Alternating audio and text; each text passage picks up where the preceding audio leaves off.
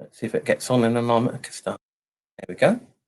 Good afternoon, everybody. I'd like to welcome you all to session 5. Was just in by the wire. Sorry, I'm late. Sorry. Yeah, no, you're all right. I've just started. I've just literally just started. I've just clicked the record button, so you're all right. That's not a problem. I wasn't sure. I thought I'll hang on for you.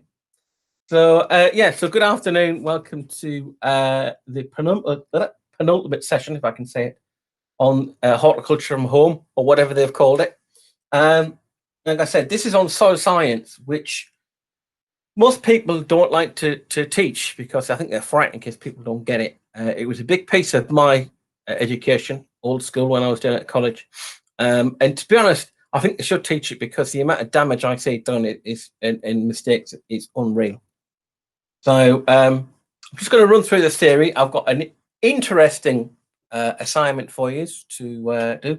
Might be a quiz, but this one I want to do just for kicks, where you get your hands dirty. I'll explain that one in a minute. So yes, so essentially what we're looking at here it is the importance of correct soil, the importance of a correct site, and planting factors. And you might think, well, that's common sense, you know, everybody should do that. No, not really. Very often we are limited by the constraints on our garden. And I've said this before, particularly when I've done my garden design courses, that very often people panic plant. So they will see a hole in the garden. Oh no, we're going to plants. They'll go out, they'll either go online and get heaps of bargains, or they'll go to a garden centre and they'll buy a lot of stuff, then bring it back, then start reading the label and then trying to decipher where they're going to put it. So to be honest, I suppose really I should have this unit in with my garden design, but it's just constrained. But it's here. So the most important thing for me really is to get the when you start to look at the site of planting. I'll move that in case I need to draw anything up. Go. Obviously, the most important thing is location. Okay, so when you put a plant in, think about the height and the spread of it. It's amazing when it's amazing when you've got a trellis. Okay. So you've got, there's your wall, there's your part, that's your border there. And if that's only like 1 meter wide, they'll put a shrub in there, which is like a buddleia, say, for example. Because they want to get, oh, well, I want to get at least to the top of that trellis, Michael. It's a good 2 meters. Okay. Do you think that plant will probably spread 2 meters by 2 meters? There's a strong chance it will. So obviously then it's now right out here, and that's your path, and it's going to completely overtake that and then become a bit of a risk and a trip hazard. Where I'm working at the moment, what they've done is they've put very large plants because they wanted them quickly to spread over a border next to a footpath, right? Which is fine. That's a great idea, and I'll admire these big plants. But of course, big plants, when you get them, they don't stop. So they don't stop. They'll keep going. So especially now, the old COVID security, the plants are so far across the path, it shoves people together. So I took it upon myself to prune it so that there's enough room between people. It didn't go down very well, but hey ho. So those plants are in the wrong place. So look at the height and the spread. The other, of course, the other danger with the wrong kind of plant, the wrong location, especially on boundaries, is when people put hedging in. And the easiest disputes that happen is mainly because people will put a hedge on a boundary. They won't allow for a distance so that the plants can spread.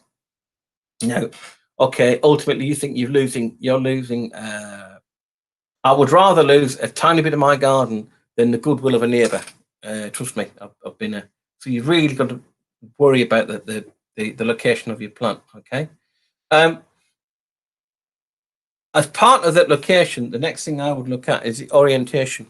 And again, when I've done my garden plan and garden design stuff, orientation is basically which way the garden's facing, but so where's the plant going to go? So is it a north-facing aspect, east-facing? So if it's a sun worshipper, is it wise to put it in an east-facing aspect where it's going to get caned with early frosts? So it's not really a great idea. So you really need to be looking at where the right conditions are, what it needs. Case in point is that I live in well, just on the border between Cambridgeshire and Lincolnshire, just outside of Wisbech. It's quite windswept. And when I left the prison teaching, they very kindly got me a plant as a leaving present, which is I'm a gardener. They bought me a Japanese Acer. Now, on the face of it, that's fantastic because they knew I was a gardener and they knew I've got a garden. I got nowhere to put it because it's quite exposed. And Japanese Acers, as I will jump in a little while, apart from the fact they need ericaceous, they need a more acidic soil. It's not strictly the case, but they do need it. They've got thinner leaf, so of course the wind howls across and burns the leaves and the frost, etc. So unless my garden is sheltered, which it isn't, it's not really suitable. So I've got it tucked somewhere right out the way underneath a lilac bush, hopefully, and it's just about hanging on by the skin of its teeth. So again, it's having that right orientation for things. So it's worthwhile reading up a little bit about what you're doing. One of the other things that I don't know whether you've come across, you might have come across it if you watch the weather, which is something called a rain shadow. A rain shadow. So if you imagine the rain's always going straight down like that, if it's next to an eave of a house or a wall, whichever way it faces, where your plant is, and it's trying to grow up a wall, the classic thing is people say, well, I've got a wisteria and it's never flowered. Or I've got a climbing rose and it's always full of black spot and it's always not very good at all. So the first thing I'll go is I'll say, is it in a rain shadow? And usually I'll get you what? And what it is, like I said, the rain is being deflected away from the area where the plant is because of the building or an eave or the way the thing faces. You, of course, see it raining and you're assuming it's getting plenty of water, when in fact it's not getting nowhere near enough. So when you look to factor a plant, it's particularly climbing plants that are going up a wall or a fence or trellis, is that going to get enough water? Is it going to get enough rain? Because very often, if it's in the wrong situation, it's going to struggle. So really having something in a rain shadow can cause all manner of problems. Okay. Now, next to the issue of a rain shadow is a particular thing I would talk to about. It's very often in my propagation notes. And it's what I refer to as a microclimate. Now, microclimates happen locally, they can happen county to county, and they can happen in garden to garden and area within the garden as well. So what tends to happen is that the conditions themselves create their own kind of weather things. Case in point, when I was at college in Durham, it was just outside of the city, and the college itself sat in what's called a frost pocket. Okay, so if your garden is in a shallow depression, doesn't have to be big. It's in a shallow depression. Of course, all the cold air sits in it. You see, and naturally, then that's going to get colder. So even though the surrounding area won't get because it's probably going to get a bit more wind as well. Because the cool air pools in there, it makes it colder, and therefore that's what's called a frost pocket.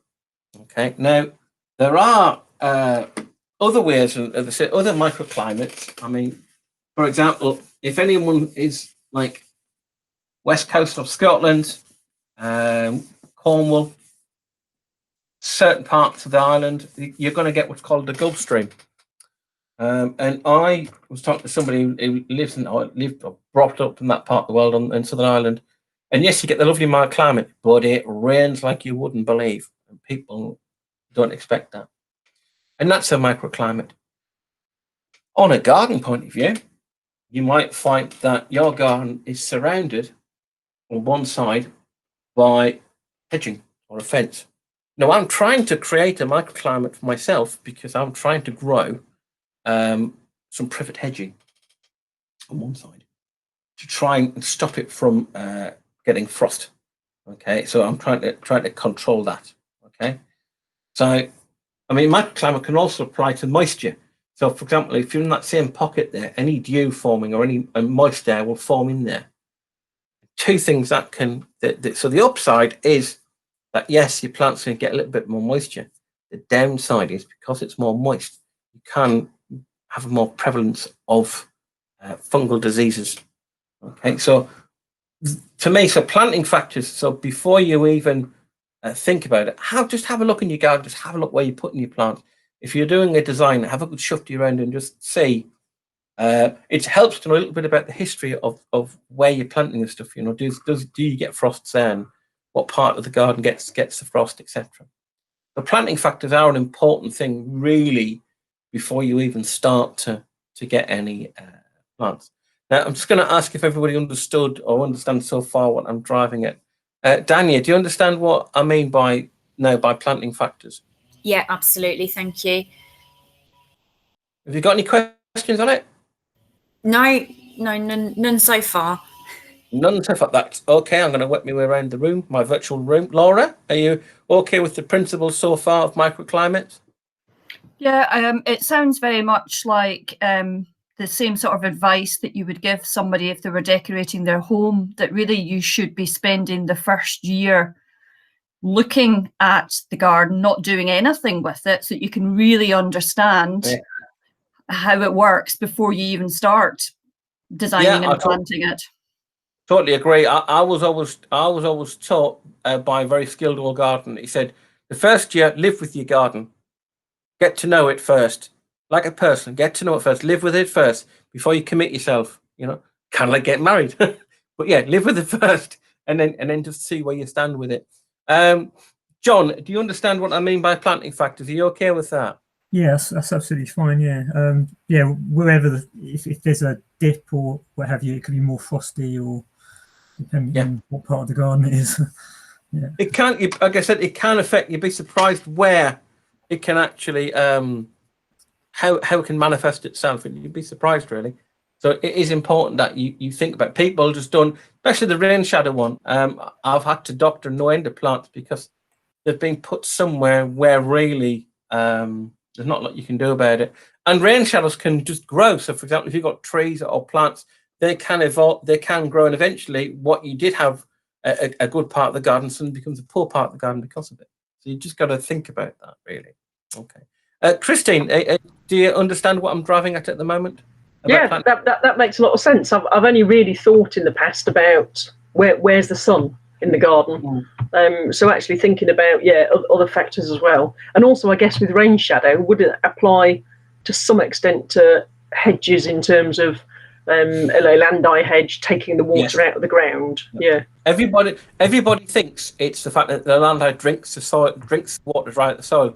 That's not strictly the case. It's partly the case, but it's also the fact because it's such a good screen for water. I mean, there's a bit where I go walk my dogs, and it can be blowing a hoolie and raining like a car wash. But on the other side of the hedge, it's relatively dry, so we can dash in there and we're safe. So really, that side doesn't get a lot of water. So everybody would assume, oh well, because it drinks. No, it doesn't. Landai are shallow rooted. It's because they block so much of the moisture, so much of the water. And that's how it does. That's a very valid point. Okay. So I'm going to move on a little bit to soil pH. Now, people can get wrapped up in it about pH. So you've got a pH. So if you don't know what pH is, it's just basically a scale. At one end of the scale, it's acid. And the other end of the scale, it's alkaline or limey. Right? You can buy it in the middle, neutral.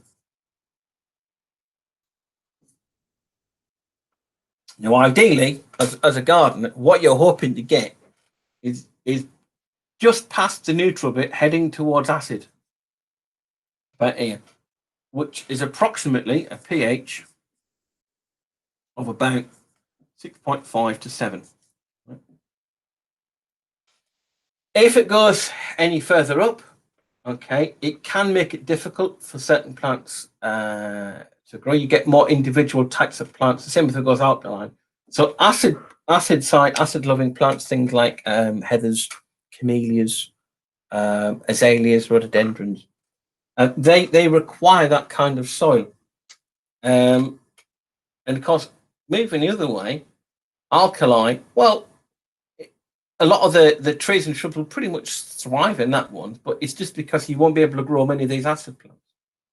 So you're hoping as a gardener, you get about a pH 6.5 to 7, which is that. Now, if you haven't got that, don't panic. Okay. What I've found, especially around here, well, in this part of the world, I say this part of the world, because I know some of these are from different parts of the world. We are on about a pH of about 7 because of it's quite sort of clay, quite has a bit of limey soil, and you can pretty much grow anything around here. It's not bad at all. Okay, it does struggle with a lot of acid-loving plants, which are a problem if you like them. So we have a camellia in our garden. We inherited it. And it's now become a labour of love, stroke war of attrition to get the thing to grow. Okay, we've totally got the wrong soil. So if you've got, it's difficult to try and work with a plant that's already there.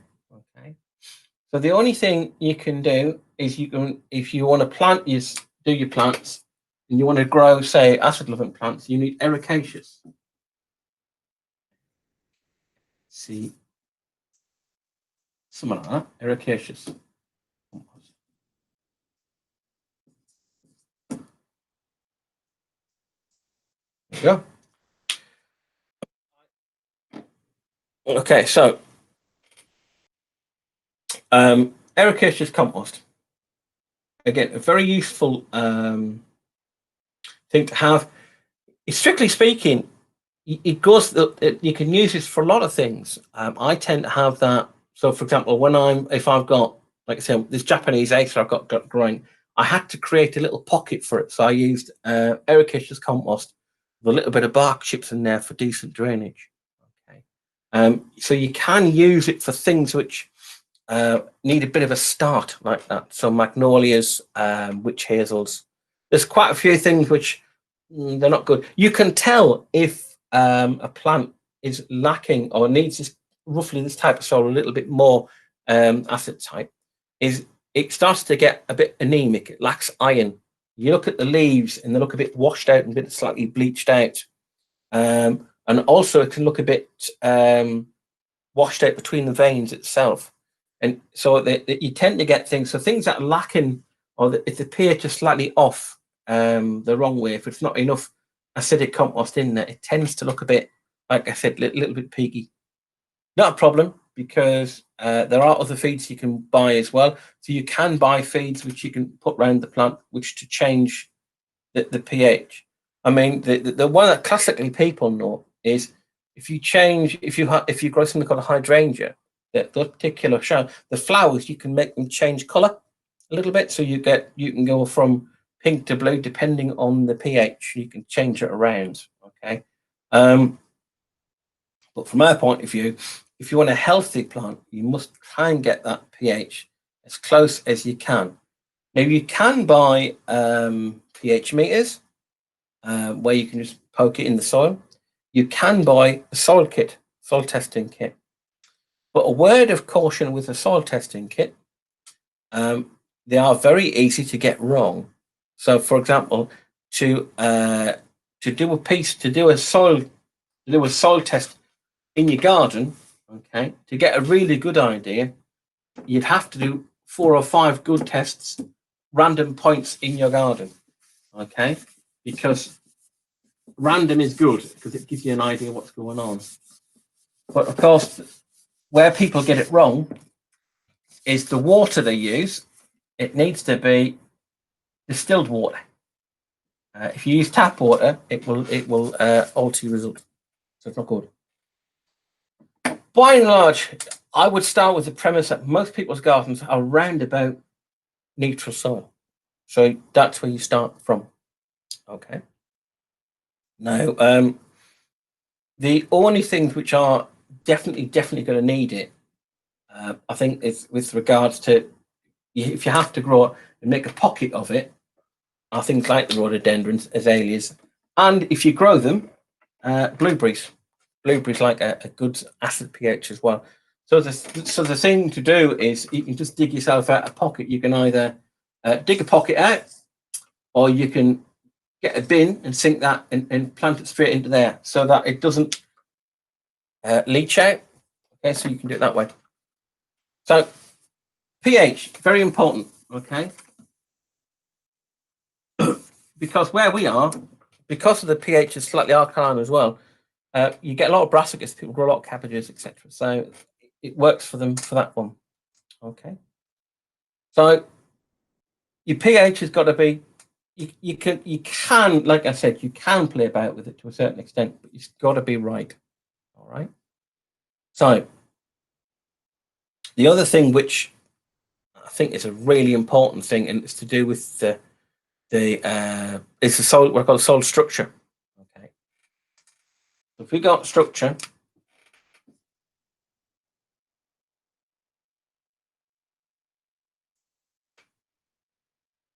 and again, it's something which people forget about, is drainage.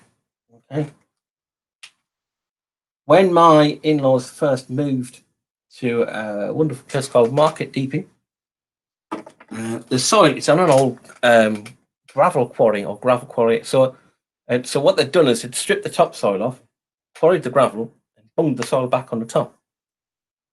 So if you go down far enough, it's not that bad. But of course, there's loads of clay soil on the top, so the drainage is shocking. So the first thing they built was a very large soakaway to get rid of the water. Okay, what people seem to forget is that plants take oxygen through the roots, right? So really, when you say, "Oh, you're drowning plants," you are, because you need to take oxygen in those. And if your drainage isn't very good, then it's going to struggle that way. Also, if your soil holds a lot of water, especially during the winter months as well, it's temperature. So if it doesn't drain, it's going to hold moisture. It's going to be colder as well. So drainage also affects the temperature of the soil. Okay. So to get the correct drainage, I mean, it's funny, everybody seems to know what they need to do, but not many people seem to do it. So, for example, if you are putting something in a case in point, something like, say, a lavender, something which likes a fairly dry soil, you've got to try and improve the area where it is. You've got to try and improve that. Now, putting just compost in when you plant it isn't a bad idea, but it can still hold too much moisture. So you need to mix it up with a few other little bits and pieces as well. I tend to put a little bit of sand in when I mix compost up, or you can find that people break up bits of terracotta or crocks and stuff to get a bit of drainage into the base of a hole. As long as you've got what I call local drainage, it should be fine. Okay, but the first thing I would always look at is to see whether it's got sufficient drainage. As a rule, again, around here, mostly it is, because there's no problem as such. I don't know if any of you have got allotments or veg plots. There is something I was going to talk to you about drainage, because there's a couple of things, right? So there's a couple of things, this does affect the drainage. There's a couple of things which I think you need to do. Again, stop me if you've got any questions on what we're doing. Like I said, it's just something that I think you need to know as gardeners. Right. So the first thing you want to look at is something called capping. Now, usually this comes up in a conversation when I'm talking about soils, and a lot of my class people go, what on earth's capping? So if you imagine your soil, okay, and it's clay soil, so you've got all manner of bits and bobs in here, and it's all mixed up in it, but it's predominantly a clay soil, okay? If it's worked over and it's too heavily worked, okay, it's fairly loose, and what happens as the rain hits it, okay, it breaks up the surface, and it allows the clay particles to suspend. All right, so if you've got really heavy rain, it actually creates a very fine layer of clay on the top of the soil. And if you've got that, again, it's not a problem if you've got big stuff, but if you just put grass seed down and you put another seeds down, it can greatly interfere with the drainage, and it's called capping. Okay, so usually it's to do with overworking the soil. That again, my favorite hobby when I see these farmers with these great big tractors and stuff like that, I kind of shake my head a little bit, because fen soil, especially, doesn't really like that, and you can work soil too much. So capping. So really, if the soil is wet, don't work on it. I disappoint my learners regularly, because I'll say, "Can we go gardening?" I'll say, "No, you can't, because it was raining yesterday." Well, can we not go? Well, have a look at it this afternoon. You've got to understand that it takes a while for it to drain through. Okay, so capping is one thing which is important to do with soil drainage. Okay, it has a cousin, it has a brother. Okay, and it's called a pan. Right? Now, pans can form it, and all a pan is a very, very hard layer of soil. It can form different ways. Okay, so for example, some soils about 10 or 12 inches down, there's a very hard medium, and what can happen is a lot of the minerals and stuff get leached right down, and they seem to consolidate here, and consequently that level is very hard, and it becomes very difficult for the water to get through it. Okay, the other way a pan is formed, which is especially around here, and again if you've got allotments or what have you, people who have rotavators, okay, they set it shallow and just keep doing this, and they just keep going at it all the time, same level, and as the blade comes round, okay, as the blade comes round, it sort of scuffs the soil and packs the soil down. So obviously the first 6 inches of that soil, pretty good, okay, and it will take some sort, and it will take a bit of moisture. But if you have heavy rain and a lot of it, all that pocket's filled. It can't drain any further because it's had the soil packed down. So consequently, everything just sits in it, and it's called a pan. Which is so. What a lot of farmers do, they drag a big arm of steel through, like it's called a pan buster, also known as a bullet plough. Again, it's on a larger scale, but you might find that if you've got an allotment or you move into a new build house, and the soil, you think, why isn't my soil draining? It could be that. I've dug around here, and there is a pan, and it's about a foot down, and that's where the water table is. Okay, so consequently, the water table's sitting there, and it's producing a pan. Okay, so are we all happy with pans, and are we all happy with capping? Question for you, Michael. If you have got capping, and I've no idea whether we do have, how long does it take for the soil to improve back to how it should be? Just break it back up. Like a pack of cards, just split it back up. So the thing to do with it is you get natural capping, especially in this part of the world, because of the clay content and its silt, and it just splits up. So the thing to do with it really is just don't overwork it. Don't work it when it's raining. Don't overwork it, and just you might need to hoe it once in a while. It's lacking in structure.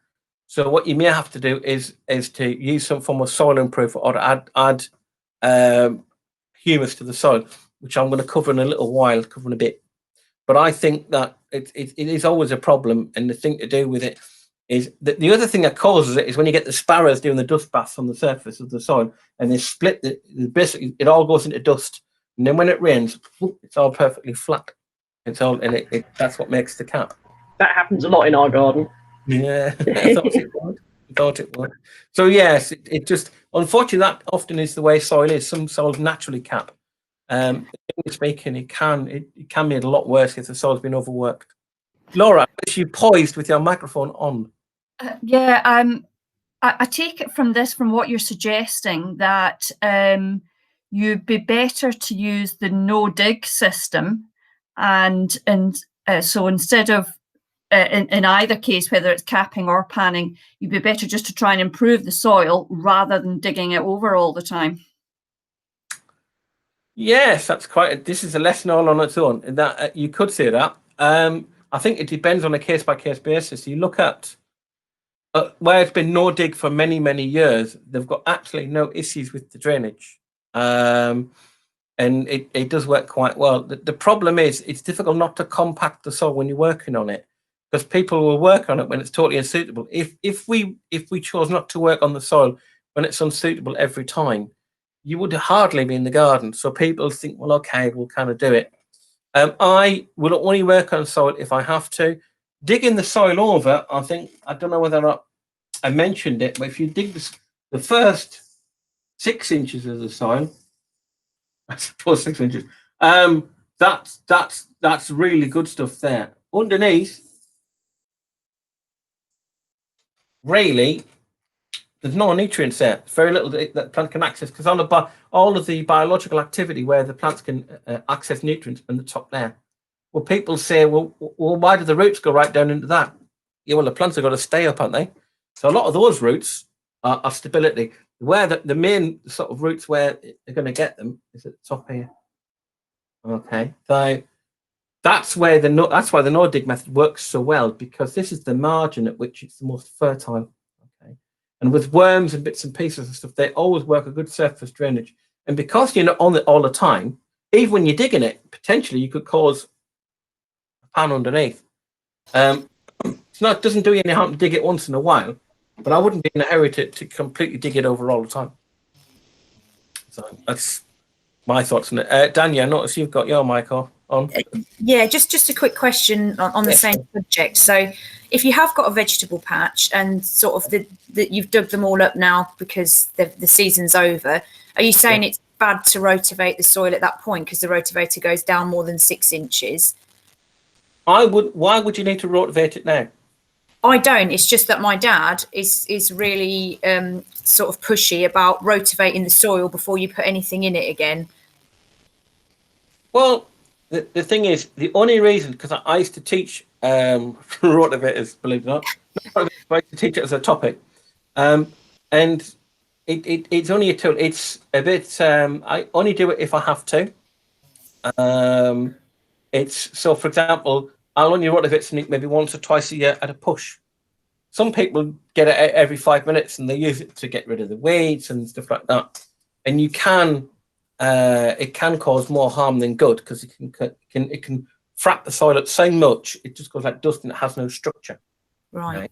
So just once, twice a year then.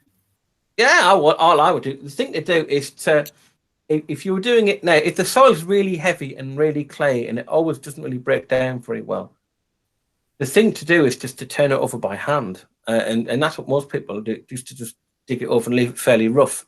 A rotavator won't do that. A rotavator is there for knocking it down ready to plant. Yeah.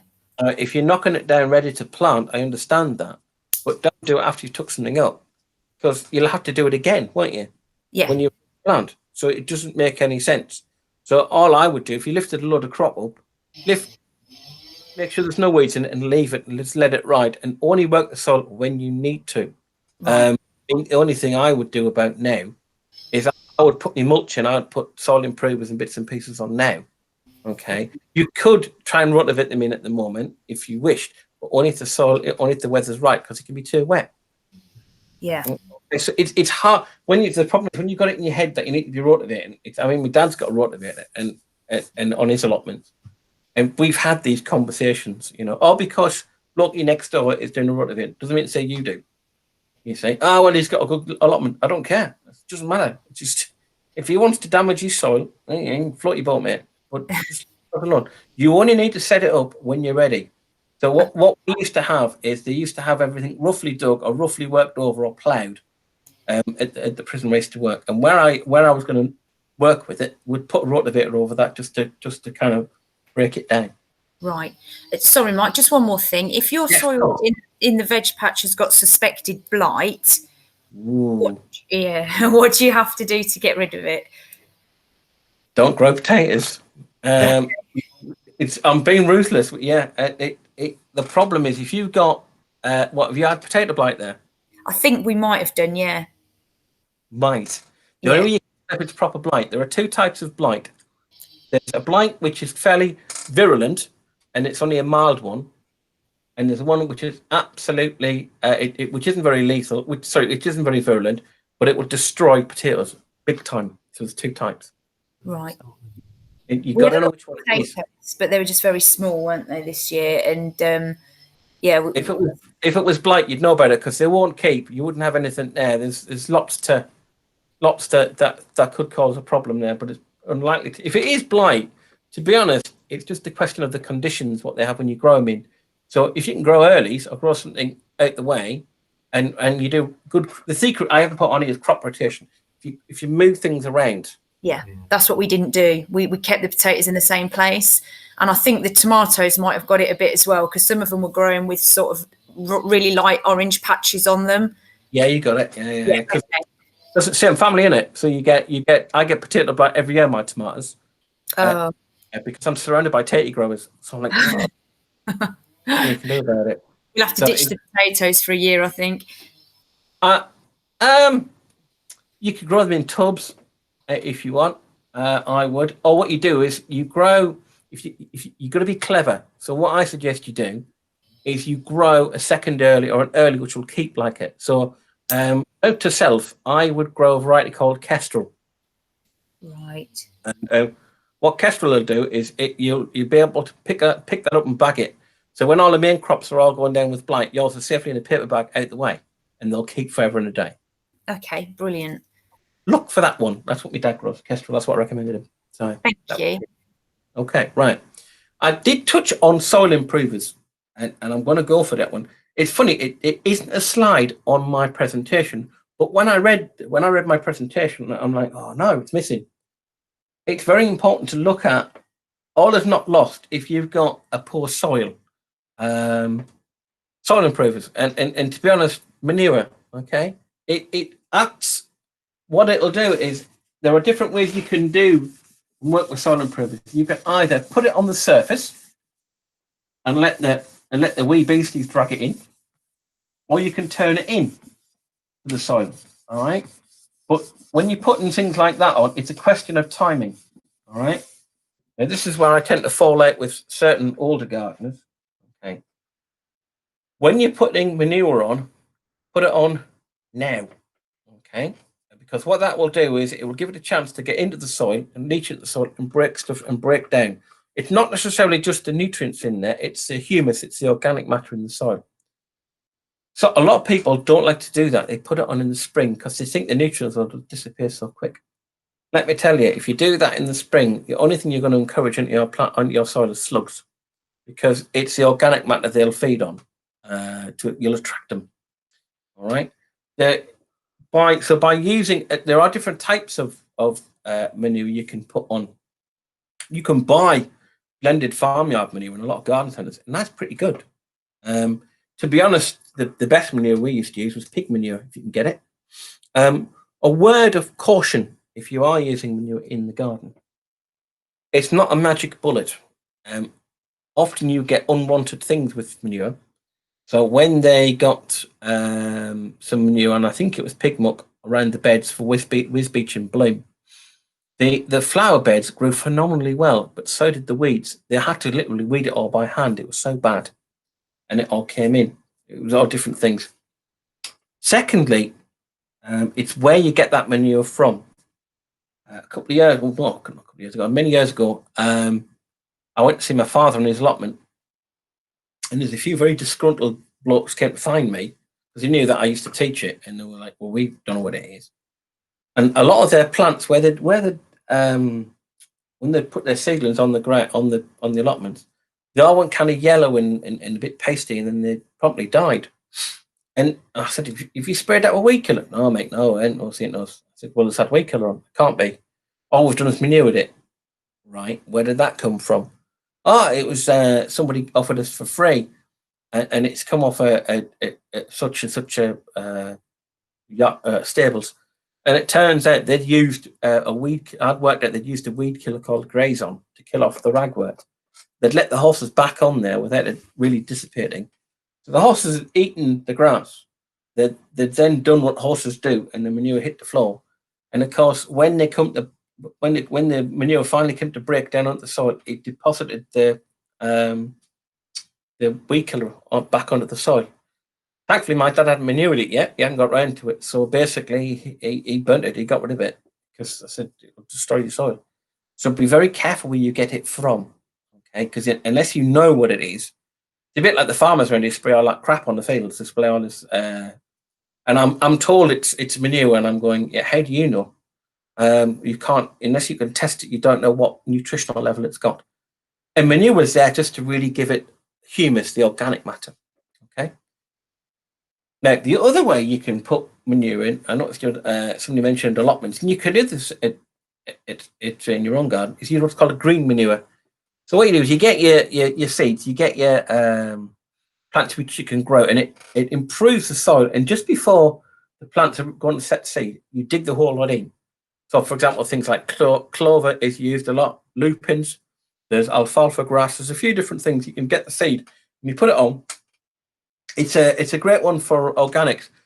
I'll tell you why people do use it. People who are vegetarian and vegan tend to use it because it's a way of fertilizing the soil without using any animal residues.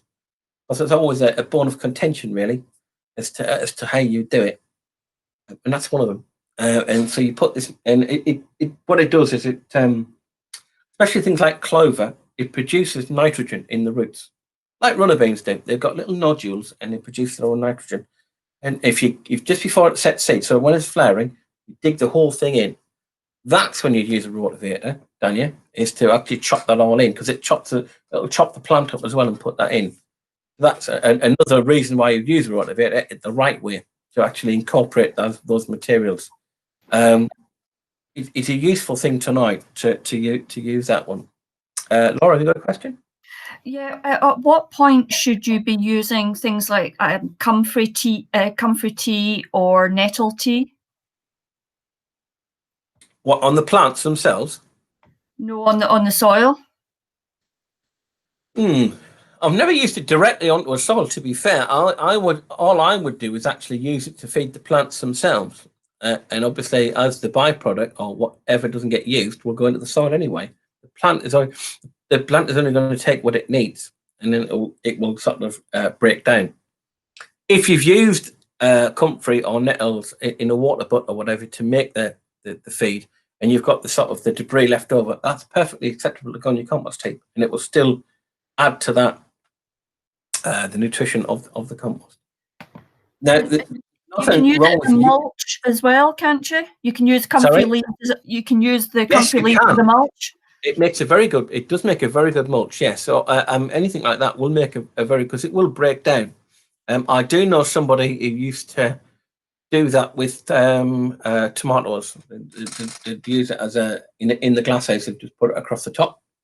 I think seaweeds, anything like that would work as a mulch, because by mulching it, you also improve the temperature of the soil. It keeps it warm, so it protects the frost doesn't get into the soil.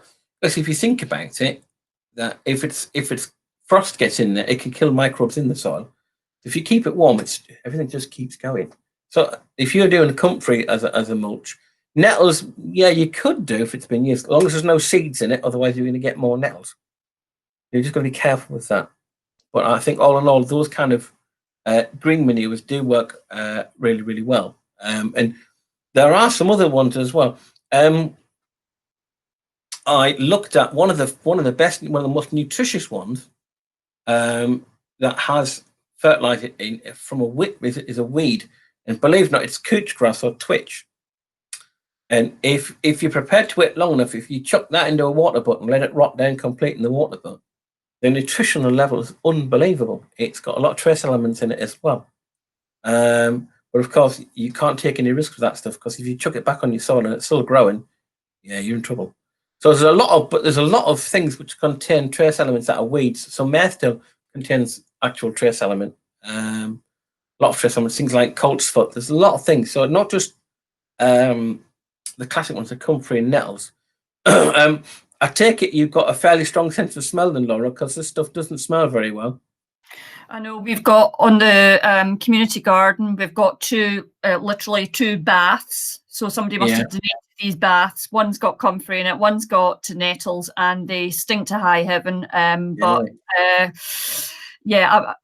sure in your own sort of little garden how that would work. This is in the middle of nowhere, so it doesn't affect anyone. But in your own personal garden, it could be a bit difficult. Your neighbours might start complaining. Well, it went down like a bag of spanners in the prison, because somebody thought it was a good idea to do. So he did this in his watering can. And of course, he watered the glass house inside a very nice hot glass house. And they happened to have their coffee breaks in there as well. So you open the door and you'd think you'd walked into a gents urinal after a festival. It's like, oh, the strength of the smell. I couldn't go in there. And I went, you're going to be popular. And sure enough, you open the door, you think someone, and honestly, I got the point, and I could see what he was trying to do. And it did work to a certain extent. But nettles are more high nitrate, which you don't want because it'll encourage more greenfly. Comfrey would have been better. But again, comfrey's got that potash, and that's a quite a strong one as well. So yeah, like I said, you could have a good sense of smell with stuff like that. It really depends what you can get. There are other things you can use, other fertilizers which can improve it as well. Pelleted chicken manure. It used to be very, very popular, and it still is to a certain extent. You've just got to be careful with it. Again, it's quite hot. What I mean by that is quite strong. It can get, if you start overfeeding the wrong things, you get a lot of leaf, and that leaf will attract pests. Okay, so it's not a great thing. So you've got to get if you've got your soil structure right, you're doing quite well. Now then, I'm going to set you a nice piece of messy homework. So this is what I'm going to do, and I want a picture of this if you can do it, and the result. If you go back onto the presentation, about halfway through, you're going to see a slide, and it says soil structure, and it says soil test chart. So what you're going to do is you're going to get yourself a bit of soil, about the size of a 10 bob bit, about 50 pence a piece. You want a little bit of water with you, and what you're going to do is you're going to work it together and try and compress it and make it into a ball and start working with it. Have the chart in front of you, or at least copy it out on a bit of paper, and it's a bit of a yes/no game. So you find out whether, so you'll work it through your fingers, and you'll find out if it feels gritty or if it doesn't feel gritty. And if it feels gritty, then you go one way on the grit, and I'll tell you whether it's maybe like a sandy soil. If it doesn't feel gritty and it feels quite silky, then you're looking at silt. If it feels quite sticky, you're looking at clay. There isn't so when people say, well, I've got a loamy clay or a silty loam, believe me when I tell you that it's not a technical way of doing it. This is essentially how you do it. And I spent a long time trying to find you a flow chart with it all on. And sure enough, I got one. So what I'm going to get you to do is when we finish here, or finish at some point, is to use, it might be useful for you to find out what kind of soil you've got, is to get your soil, roll it up and test it. You can test a few different ones as well. And when I want you to do is, if you can, photograph me, send me a photograph of you doing your thing, and send me the result. So you can do, this is me doing my test, Michael, and my garden is loamy sand, I think. Okay, that's what I want for your homework. Okay, when you're doing a bit later, and you might find that. So, for example, Dan, you've got access to an allotment and you've got a garden. So, if you want, do two different ones. See if it's different. Okay, and it's interesting if it is. Okay. Yeah, we said that we'll do one. We can do from the vegetable patch, and the other one we can do from the other side of the garden. The other way you can do is to, if you want to find out how it works with, to see the percentages of what you've got, is you take a couple of tablespoonfuls of soil, put it in a jam jar, top the jam jar up, and shake the bejesus out of it. Absolutely, really knock it down, and then leave it to settle, and it'll start to settle out in layers. And you'll actually see it might take a couple of weeks to do it, as long as no idiot brings them and shakes them up again just for kicks. And at the bottom, you'll have your organic matter and your stones. Well, no, I'm lying. You'll have the sand. And the next layer, you'll probably have some organic matter. That's posh term, that's humus. You'll probably get your silt. And you'll get right at the very top the clay. It's a great thing to do with the kids, really. You see the contents. So everybody thinks soil is a complex thing. It's a complex living thing. It contains loads of different things, and you get to find out that by doing that. Okay. Now, one final thing on soil improvers, and then I'm going to go around our little room and see if you understood what I've been doing. It's only been going. What I'm about to ask you to do is you can have a look at other soil improvers, and they're microbes. Okay, I think it's Rhizoctavia. There's different types. I was working on a trial with these friendly bacteria and friendly funguses when I worked at a company, and they grew lavenders. And the lavender always struggled. It always died off. It didn't like the cold. It didn't like this. It didn't like that. However, if you put this stuff in, they seem to double in vigor. Seem to get stronger. It's a bit like, you know, when you can buy like that Activia yogurt and all that kind of healthy bacteria stuff. You can buy similar stuff for the soil. Case in point, I don't know whether you realise this, there are actually natural antibiotics. No, I did tell you this with the pruning. There are natural antibiotics in the soil. So you rub a branch with the soil and it'll seal it because they're natural microbes. But you can up the microbes, and by doing that, it seems to improve the way plants do. So you can actually buy this now. You can buy these sort of friendly soil fauna and flora in a granular form, on a liquid form, and you water it in. So if you're planting something which is a bit touchy, they were doing this with lavender, and the soil wasn't very good, but it did quite well. It helps. It seems to improve the plant's ability to take sugars in and its ability to grow in more hostile conditions. It's a useful thing to do. I suppose really just speeds up what's already there. Okay, if you've got good kind of a good humus level, then you're doing really well. I mean, I dare say if you Dan, if you looked at your allotment, I would like to think the soil is darker in the allotment than it is in your garden, because of over the years, the organic matter is in the soil. So, for example, where my father's allotment is, the soil is virtually jet black because the allotments have been there for over 150 years. If you step out the gate and try and dig the soil, it'll break the spade because it's just heavy clay. So over a period of so many years, the soil's been improved, and so much nutrition has gone in there, so much organic matter, the microbes have fed on it and just broke it all down. It's important. We had the allotment for a year, so this is the first year we made it. Yeah. Lockdown allotment. It was our lockdown allotment, yeah. Yeah, I like one of them. No, it's cool. No, for me, I have a soft spot for allotments. For me, just as a mental health thing, and merely because so many years, not that many years ago, I had a minor breakdown, and I went to see my dad in the northeast, mum and dad, and I didn't know what to do with myself. And my dad says, "Can you give us a lift?" I took up the allotment, and I'm just like a spare bookend. I didn't know what to do with myself. He said, "Do you want to give us a hand?" I was, "Yeah, okay." And I didn't really want to do anything because remember, I teach it, and he said, "Look, just pull some weeds out, give us a bit of a." So that's what I did, to give him a hand. And over a period of a couple of days, I started to kind of get my drift again. So really, me and allotments have got a bit of a love affair. I do think they've saved a lot of people's sanity during lockdown. Let me tell you. And it'll be it's like a part of the family, and it'll be yours as well. It'll be your savior. Let me tell you. But always talk to the people. If they'll talk to you, talk to the people up there, and they've been there for many years. And if pick their brains and see what they say. is always useful to know. They're always very knowledgeable people in allotments. In soil science, they've got it down. They've got it cracked. They've got it to fine art. We've put our allotment in our garden. We've fenced off and dug a big square. That's where our allotment is. So we haven't got anybody we can talk to.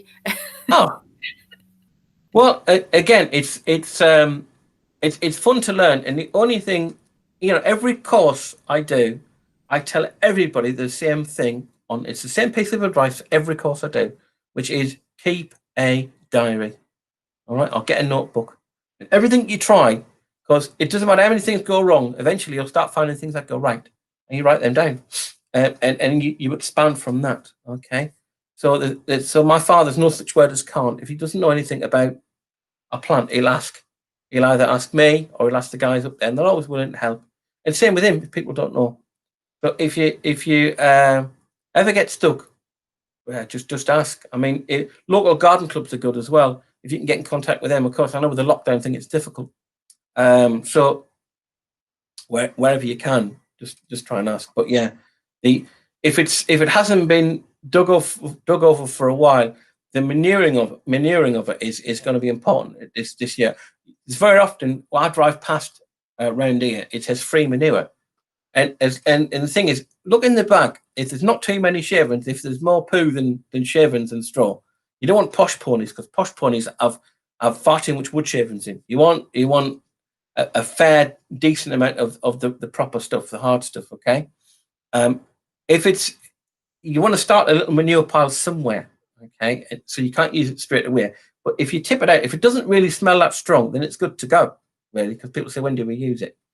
So I would start to look at putting that on your soil, and just let it do its thing. Just let it sit on the top and do note, okay? And then what I would do is then in the spring, when you're ready to work it, when you're ready to plant stuff, that's when you rotivate it in, but leave it on the surface. Let it do its thing, okay? So hopefully try that. Thank you. Okay, right. You were really struggling with that, so thank you. No. Let the manure do the job. It wants to do the job. Let it do the job. The worms are the most important thing, okay? Worms are the most important part of anything like this. There was an Arab sheikh who owns a big horse gallop down in Newmarket. He was paying 4 qualified landscapers 20 quid an hour to dig up worms in a bucket and move them 10 yards to put them on a horse gallop for the soil, because they worked out there was no other way they could keep the soil open, drained, and fertile. Okay, and it could deal with the manure that the horses were leaving behind. There's no machine that'll do that. It's just worms, and they work that out. Once they work that out, they actually contacted a landscaper. And I used to see these guys, and I read the risk assessment, which was hilarious. And they were basically a pack of worm charmers, and you just dig them up, move them, because they're so important. So we need to understand that. Okay.